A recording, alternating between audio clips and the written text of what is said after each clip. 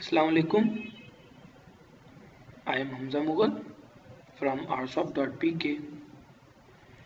तो जैसे कि आपको पता है कि हम लोग एक्सेल के फार्मूलाज पढ़ रहे थे और हमने पिछले लेक्चर्स में हम लोगों ने ये देखा था कि किस तरह से हम लोग काउंट के फार्मूलाज को यूज करते हैं। जिस तरह से मैंने आपको ये बताया था कि काउंट का फार्मूला क्या काम करता है और मैंने ये बताया था कि काउंट ए का फार्मूला क्या काम करता है। तो अब हम इसके आगे चलते हैं। जैसे कि काउंट के कुछ सिमिलर फार्मूला और भी हैं, जैसे कि काउंट हो गया, काउंट ए हो गया, और हमारे पास और भी हैं जैसे काउंट ब्लैंक हो गया और काउंट इफ हो गया। तो अब हम काउंट ब्लैंक और काउंट इफ को समझेंगे। तो जैसे कि आपको पता है कि काउंट का काम क्या था कि सेल्स को काउंट करना, लेकिन किन सेल्स को काउंट करना? जिसके अंदर नंबर्स लिखे हुए होते हैं।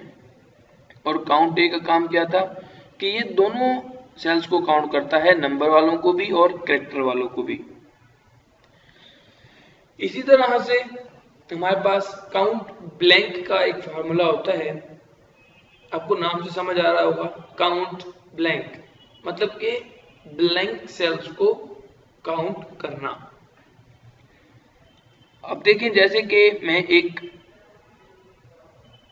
यहां पर इनमें से कोई सेल्स मिटा देता हूं, ठीक है, और मैं यहां पर फार्मूला लगाता हूं काउंट ब्लैंक का इक्वल्स टू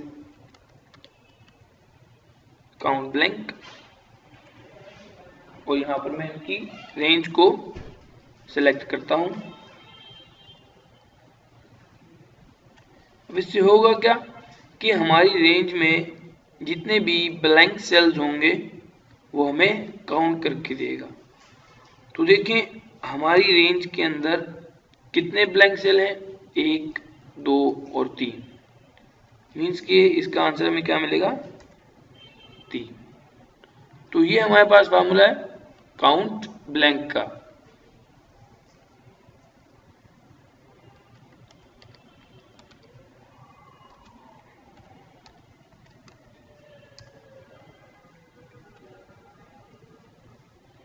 ठीक है, हम नेक्स्ट फार्मूला की तरफ चलते हैं जो कि हमारा काउंट इफ।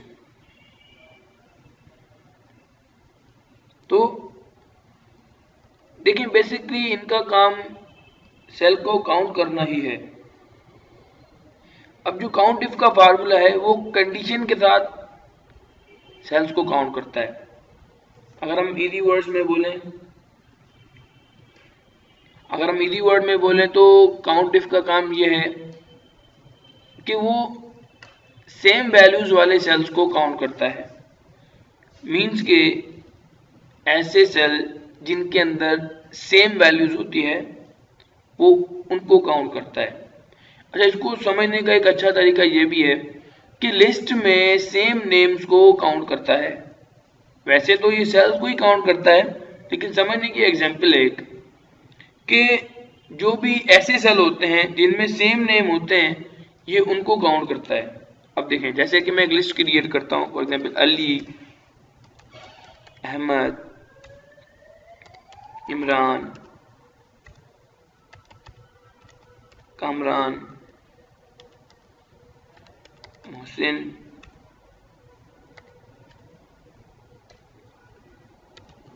इर्तजा, ठीक है, और मैं कुछ सेम नाम कर देता हूँ, फॉर एग्जांपल अली, इमरान,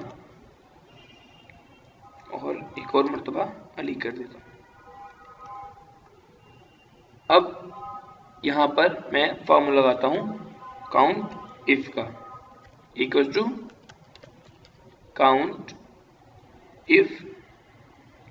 अब इसका अगर आप सिंटैक्स नोट करें तो इसमें हमें क्या कह रहा है कि इसमें दो चीजें आएंगी, पहली रेंज और दूसरी क्राइटेरिया। ठीक है, तो रेंज में हमारी पूरी लिस्ट हमें देनी पड़ेगी, देन कॉमा, कॉमा के बाद वो दे रहा है क्राइटेरिया। क्राइटेरिया मीन्स जिसके बारे में आप मालूम करना चाहते हो, मतलब कि अली के बारे में मालूम करना चाहते हो कि अली लिस्ट में कितनी मरतबा लिखा हुआ है, तो हम लोग यहाँ पर डबल कोट्स में अली लिख देंगे। लेकिन इससे अच्छा तरीका मेरे पास ये है कि डबल कोट्स में लिखने के बजाय मैं एक सेल सिलेक्ट कर लूँ और मैं उधर उसका नाम लिख दूँ जिसके बारे में मुझे मालूम करना है। तो मैं एंटर प्रेस कर दिया। अब यहाँ आता हूँ, मैं लिखता हूँ अली, तो मुझे बता रहा है कि लिस्ट के अंदर अली कितनी मर्तबा है। तो ये था हमारा काउंट इफ का फार्मूला। तो इंशाल्लाह इसी तरह हम आगे भी काफ़ी सारे लेक्चर्स कवर करेंगे। सो नेक्स्ट लेक्चर में मिलते हैं। अल्लाह हाफिज़।